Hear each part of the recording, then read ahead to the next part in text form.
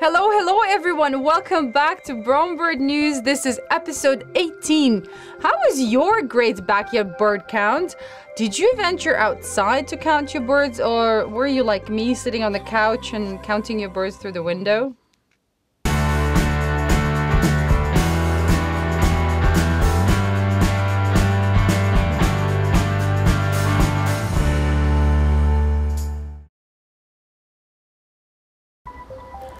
You know, the feeder that I left hanging in my spruce tree away from the house and away from all the other bird feeders is very popular. There is activity on the feeder, there is activity under the feeder, which actually made me think, what about all the birds who are too shy to come too close to the house or stay away from the feeders?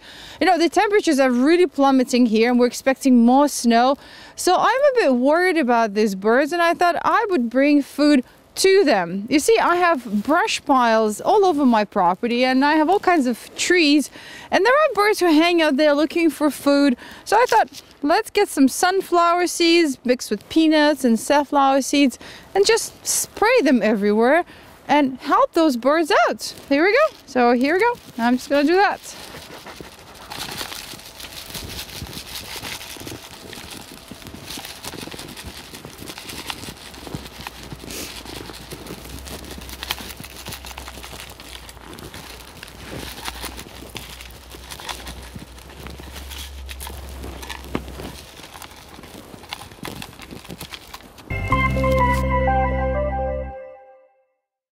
Let's have a look at what we're giving away this week. It's this seed buster. It's actually one of my favorite Brome products because it's both the seed catcher and a seed tray, and it helps keep the mess off the ground.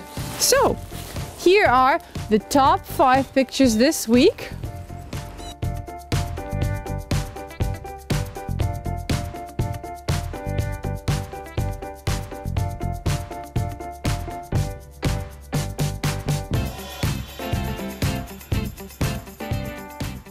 And the winner of the Seed Buster this week is Lisa Cavanari from Michigan.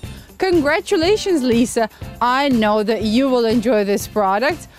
Well, send us pictures or videos to photos@bromebirdcare.com and have a beautiful week. Hi, David. This week a question for you comes from John Petrus, who lives in Pennsylvania. So he writes to us, this bird and several others like it have become a regular visitor to my feeding station and have been competing with the woodpeckers for the suet square. This is the first season I've seen them. They appear to be starlings. Please confirm. And is there an explanation for their appearance this season? Hi, John. Since the successful introduction of 60 European starlings in Central Park in New York City in 1890, there are now hundreds of millions of these birds spread out all over North America. They've caused a lot of harm to our native hole-nesting species by outcompeting them for the limited numbers of nesting cavities.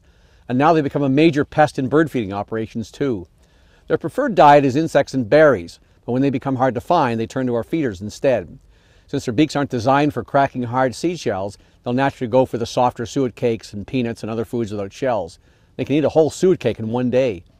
There are some tricks that one can use, though, to physically prevent them from gaining access to the food. For example, if you use a suet feeder that employs a cage within a cage, the smaller birds can fly through the mesh to get at the suet, whereas the stockier starlings cannot. Even the larger woodpeckers can still feed in these things thanks to their long necks and prying beaks and agile tongues. Such cage feeders also stop squirrels and thus soon pay for themselves.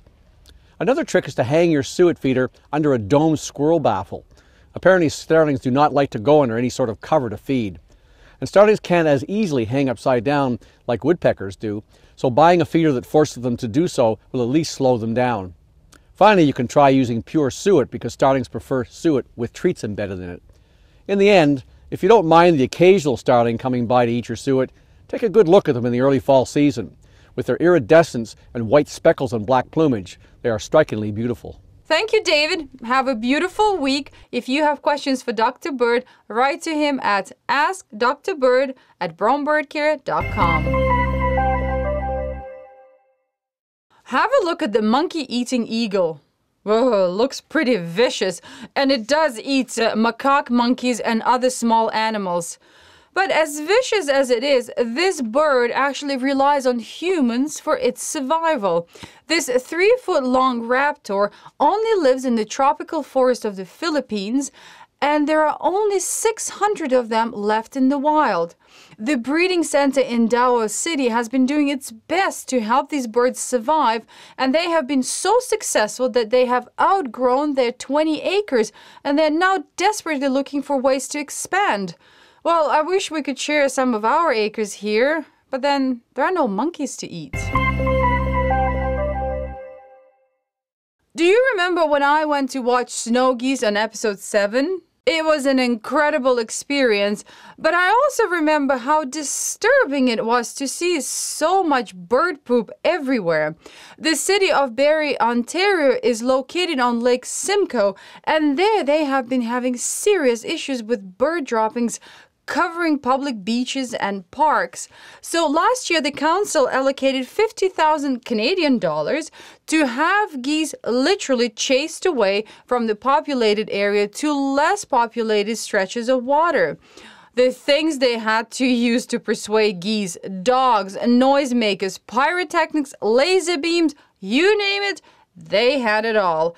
And it really worked. The residents are now much happier visiting those public beaches and parks. The city council has all the intention to continue with the chasing program. What about you? What's happening in your town? You know how hot it gets in Australia? Every year we hear about huge fires there. Well, it looks like it's not just humans that are to blame for starting the fires. Birds, particularly the brown falcon and the black kites, have something to do with that too. Well, these birds have figured it all out. See a fire somewhere, pick up a burning branch, carry it elsewhere, drop it, and smoke out your prey, lots of prey, and then deal with consequences on a full tummy. Well, there's your survival of the fittest. I love talking about bird festivals. What a great opportunity to meet other people who think alike and want to learn more about birds. I particularly enjoy talking about festivals that take place in an area that I have been to. I just feel that personal connection with them.